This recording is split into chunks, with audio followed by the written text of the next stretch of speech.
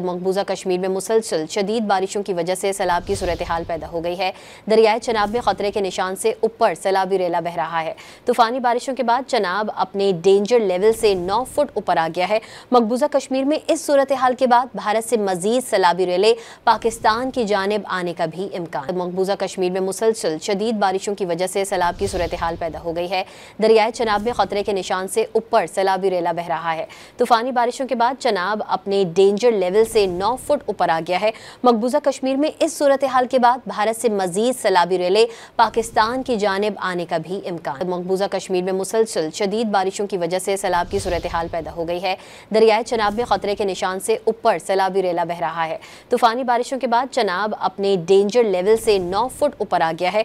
मकबूजा कश्मीर में इस सूरत-ए-हाल के बाद भारत से मजीद सैलाबी रेले पाकिस्तान की जानिब आने का भी इम्कान। मकबूजा कश्मीर में मुसलसल शदीद बारिशों की वजह से सैलाब की सूरत-ए-हाल पैदा हो गई है।